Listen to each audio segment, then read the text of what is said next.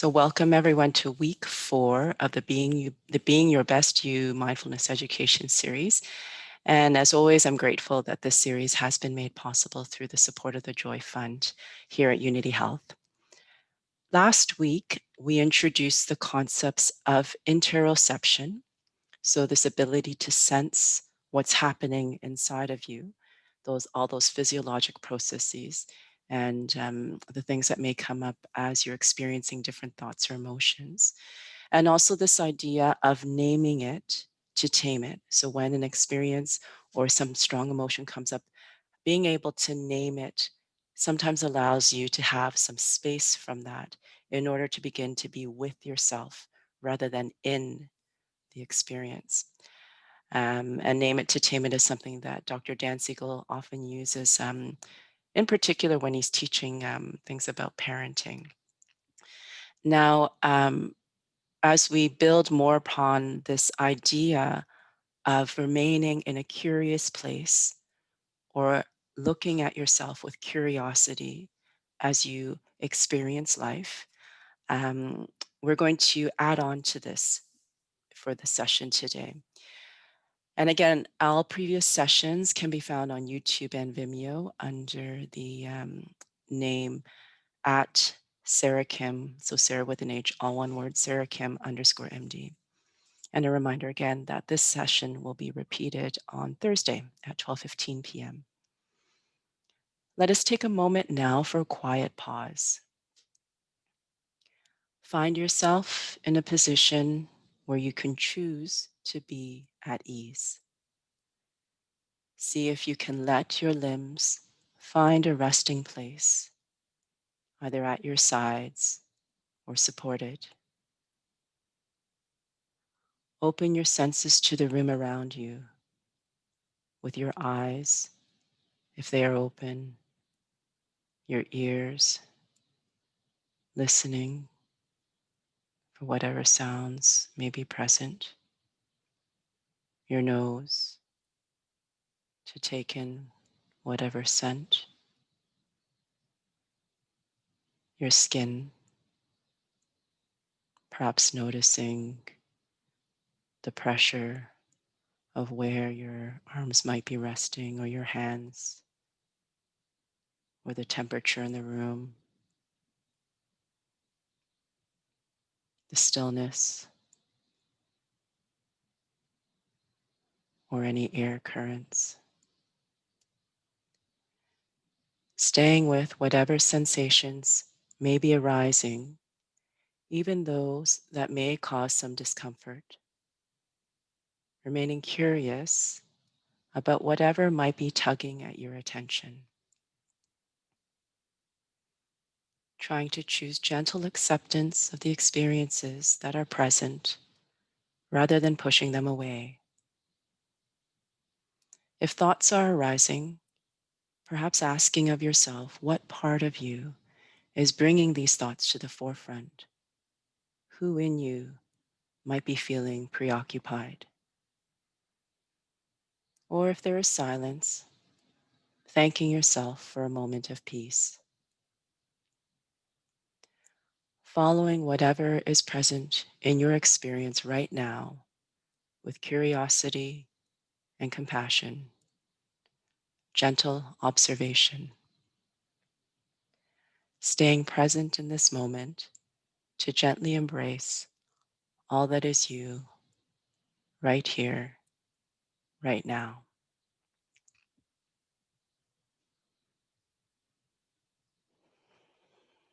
So taking a deep breath and opening your eyes if they are closed. And I'll begin today's lesson.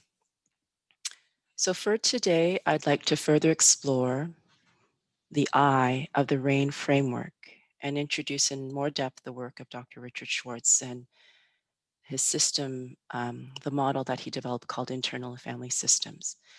Now, if you recall, in the RAIN framework, the R stands for recognize. So when you find you're experiencing some kind of intensity and something that's really upsetting you, being able to recognize that there's tension in your body or that something is happening is useful to begin the process of stepping out of that experience and beginning to be with yourself, to that movement or that transition from being in small mind where all the worries are into the bigger mind, or coming out of that fear state into more where the prefrontal cortex is the part that's integrating or creating meaning for the experience. So again, the R is recognize. A is accept. And acceptance can be difficult, especially if it's an unpleasant experience, or if it's particularly intense. But the acceptance is also helping you to acknowledge that this is something that's happening as part of your experience, but that you do have the ability to step out of it because we have this evolved area of our brain. Now, I stands for investigate. So this is where I like to use the word curiosity, or to be inquisitive, where you start to ask either what's happening here. And this I is where I'd like to talk a lot more about what Dr. Richard Schwartz has developed with his internal family systems model. So a bit about Richard Schwartz's background. He's a family therapist by training. And during the evolution of his career, as he began to do both a mix of the family therapy, so he would sit with families and help them to navigate difficulties, he would also do one-on-one sessions. And during his one-on-one sessions, he began to realize or recognize more explicitly that people talk about themselves like there are different people inside of them. Now, a lot of people get nervous when you talk about this multiplicity of our experience because, as he explains as well, in in the movies and in sort of pop culture, this idea of multiple personality disorder has been blown into this thing that's to be feared. And while there are people who exist that are on that spectrum who have experienced such horrible trauma in their lives, who have this experience of being blown apart, where they literally are stuck in these different personalities, all of us experience our world in different as different individuals. And we even use that language where we say, oh, I'm just not myself today. Or, whenever I go home, my parents just bring this out in me. So we all very naturally talk about ourselves as multiples.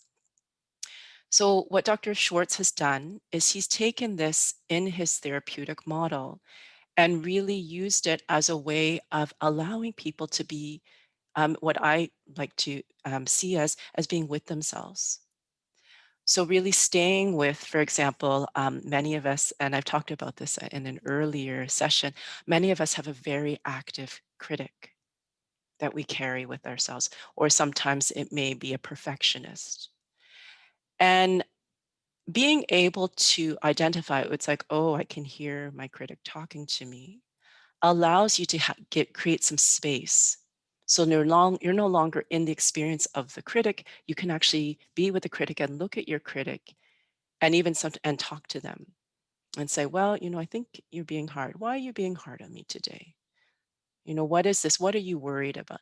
And often these different parts of ourselves are usually trying to help. And in Richard Schwartz's model, he likes to call them, this goes into further detail where he has some who he calls managers and some who he calls protectors. And then he has another category of the ones that are feeling more vulnerable or who are more vulnerable, which he calls exiles. That's the language that he uses in the therapeutic version of this model. And I do encourage you just to listen in more detail as he explains this. Now, this also ties in nicely with this idea of naming it to taming it, where if you're able to say, ooh, my angry side is coming up. Often your angry side is coming up because somehow in whatever interaction you're having, you're feeling threatened somehow. Whether it's your ego or whether you're feeling physically threatened, often anger is coming up because it's trying to actually protect you. And as you begin to explore this way of looking at yourself, it also, what I do love about the internal family systems model is it's inherently embracing of compassion for the self, of all the things within you. And it's also accepting of everything that is you, which is really what a mindfulness practice and Buddhist theory and all these other meditation practices are um, trying to have people cultivate, is this acceptance of everything that you are, recognizing that as you do that, you are able to choose how you want to respond, or whether to, choose and become more skilled in staying in big mind or that prefrontal area. Now, the last part of the RAIN framework is the non-identified, and we've already naturally in this discussion moved to that, where as you begin to say, oh, that my critic is someone who is in me, but that's not actually me, and there is this belief in the internal family systems model, but also in so many of these practices of Buddhism and others, where we really think about our true self, or in the internal family systems or IFS model, they call it the self with the big S, which is very similar to being like in the big mind, is that there's really this belief that that's who we all are. And in the Buddhist tradition, they like to do this question of asking people, what am I? Or having you ask yourself, what am I? Not who am I, but what am I? And in the talk, actually, where the RAIN framework is discussed by Master Shi Heng Yi, he says this, where we are not our thoughts, we are not our emotions. Um, and it's this idea that we can step outside because we have this existence that, in fact, is separate. It's just sometimes this bigger self or the bigger mind can get bombarded by all these other small worries, or the small mind. And this is also why I really like the IFS system of thinking about everyone inside of you who you carry as little members of your family, who are all usually very worried about something. And that when you're in your bigger self, or the self, big mind, and the prefrontal cortex, you, in a sense, are the ultimate caregiver to all of these parts of you that really, at the heart of it, are in these fear states because at some point in your history, in the history of your experience, which you carry in your body, at some point in that history, there was a moment where you needed to be met with empathy and compassion. But instead, in that moment, you were either met with dismissal, rejection, possibly frank violence, something that, um, in a way, has allowed this part of you to become stuck in time, and they're still worried that this, if they don't behave in a particular way, that negative things are going to happen. So for homework, I think what I'd like you to explore is getting to know all the parts of you a bit better. It's a useful exercise even to write a list down as you notice. Most people can easily write down their critic, their perfectionist, their worrier. A lot of people have a doer, this person who needs to stay active all the time just to get things done. Some people have one they call the lazy one, or the one that is their angry one. There's many of them. Their passive one. So if it often helps to, um, what Richard Schwartz would say, flesh out your parts as you begin to sit with yourself a little bit more. And it can be helpful to name it often because it gives a little more organization to the experience.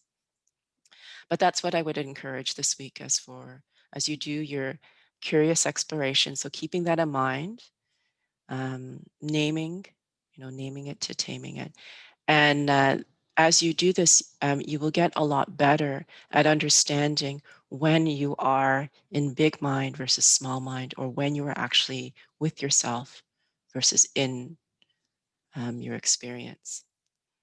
So that's the lesson for today. And I'd like to lead you through a short closing meditation. So if you take a moment again to either close your eyes or soften your gaze, feeling the contact with the surface that you're resting on, connecting with your breath, noticing just the rhythm of your breathing,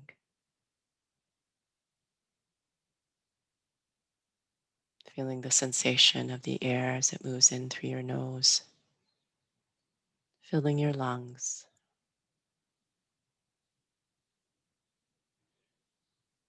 and how the air exits through the same pathway with each exhalation. And then again, just thanking yourself for allowing this pause in your day, just this time to allow yourself to proceed through your day more grounded, more resilient. And thank you again for attending. I'll stop the recording now if there's any questions.